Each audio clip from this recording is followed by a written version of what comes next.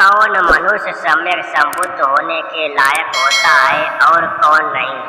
जो भी मनुष्य आने वाले समय सम्यक संबुद्ध होने की इच्छा व्यक्त करता है, उसके पास क्या गुण होंगे तो ही होगा, अन्यथा नहीं।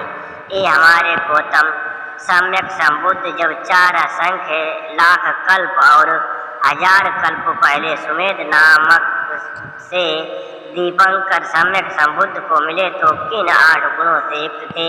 यही कारण है उन्हें दीपंकर ने उन्हें आशीर्वाद दिया, जो एक महत्वपूर्ण अंग है बुद्ध पद की कामना रखने वाला। यदि मनुष्य योनि लिंग प्राप्ति हेतु पूर्वकृत पुण्य कर्म, बुद्ध साता का दर्शन, संन्यास, प्रज्ञा और उसके गुण की प्राप्ति, योग्यता, अधिकार, कामना, छंद, इन 8 धर्मों से युक्त हो, तभी उसकी वो प्रबल इच्छा अभिनिहार पूरी होती है।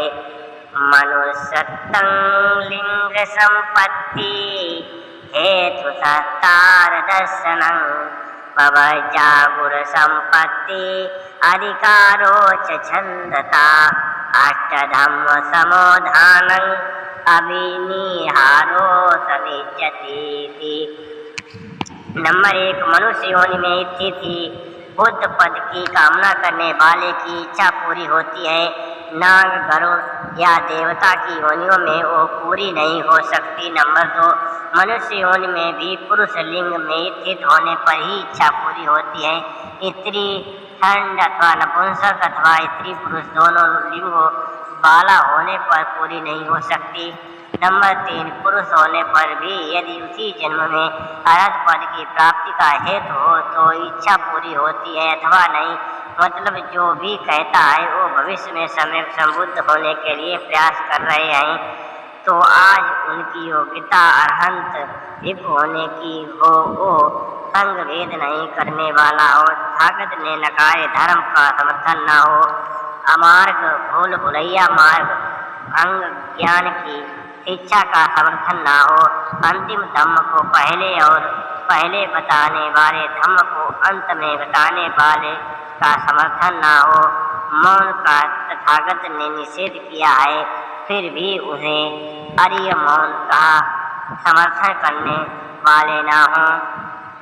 नंबर 4, हेतु होने पर भी बुद्ध के जीवन काल में उनके पास प्रबल इच्छा प्रार्थना रखने वाले की इच्छा पूरी होती है। बुद्ध के निर्वाण प्राप्ति के पश्चात उनके चैत्य स्तूप अथवा बोध वृक्ष के पास प्रार्थना करके इच्छा पूरी नहीं होती। एक सम्यक संबुद्ध का आशीर्वाद प्राप्त होना अनिवार्य है। इसके बगैर भी घोषणा करें तो क्या कहना चाहोगा। सम्यक संबुद्ध का आशीर्वाद प्राप्त ही नहीं, फिर कोई भी घोषणा करना अनाड़ीपन दर्शाता है। अहंकार बनने से संभव है, जो निकंति के कारण संभव है आज के समय में। नंबर 5, बुद्धों के पास अरहत पद की प्राप्ति हेतु इच्छा करते हुए ही भिक्खु आश्रमी की भी इच्छा पूरी होती है, गृहस्थ आश्रमी की नहीं। पक्षे भिक्खु आश्रमिकों में भी जो 5 अभियाओं और 8 समापत्तियों को प्राप्त कर चुका हो, उसी की पूरी होती है। इस गुण संपत्ति से रहित की नहीं। अब जिन धर्मों से प्रथम ध्यान की उत्पत्ति होती है, उसे ही नकारे या पता ही नहीं। जाहिर है 8 समापत्ति ध्यान कैसे, जब 8 समापत्ति ध्यान प्राप्त ही नहीं तो किस हेतु प्रत्यय से सम्यक संबुद्ध की भविष्यवाणी कर सकते हैं। कुछ ज्यादा नहीं हुआ, अक्ल तो भिक्खु झूठ नहीं बोल सकता है, और श्रद्धालु का श्रद्धा से दिया गया भोजन खाकर झूठ बोलता है, उसकी मिथ्या दृष्टि ये बुद्ध वचन है, तो कैसे। नंबर 7, गुण के होने पर भी जिसने अपना जीवन बुद्धों के लिए अर्पण कर दिया, इस त्याग अधिकार से अधिकार संपन्न वाले की ही पूर्ण होती है, अन्य की नहीं। जो अनंत भिक्खु का हकदार हो, वो 3 रत्न के बाहर की व्यवस्था का समर्थन नहीं करेगा, न संग भेद करेगा। अब करके भी सम्यक संबुद्ध होंगे तो कुछ ज्यादा नहीं हो सकता। नंबर 8, अधिकारी होने पर भी बुद्ध पद की प्राप्ति में सहायक धर्मों के प्रति जिसकी महती इच्छा, महान उत्साह और प्रयत्नता, खोज का पर्यवेक्षण होता है, उसी की पूर्ण होती है, अन्यथा कि अन्य किसी की नहीं। इच्छा बल छंद के विषय में एक उपमा है जो सारे ब्रह्मांडों चक्रवालों के गलकर जलमय हुए समुद्र के गर्भ को अपने भाव बल से तैर कर पार जा सके, वही पुरुष बुद्ध पद प्राप्त कर सकता है।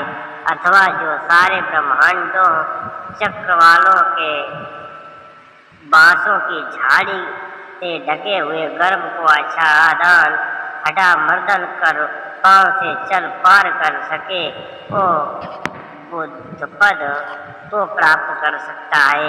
अथवा जो छुरियां गड़े हुए सारे ब्रह्मांड पर नंगे पांव चलकर उस पार कर सके, वो बुद्ध पद को प्राप्त कर सकता है। अथवा जो अंगारों से पूर्ण सारे ब्रह्मांड के गर्भ का पांव से मर्दन करता हुआ उस पार जा सके, वो बुद्ध पद को प्राप्त कर सकता है। जो इनमें से किसी एक को भी अपने लिए दुष्कर न समझे, मैं इसे भी तैर अथवा चल कर पार करूँगा। इस प्रकार की महान इच्छा, उत्साह, प्रयत्न का पर्यवेक्षण हो, उसी की प्रार्थना पूर्ण होती है, अन्य की नहीं। नमो बुद्धाय। जय सम्राट अशोक।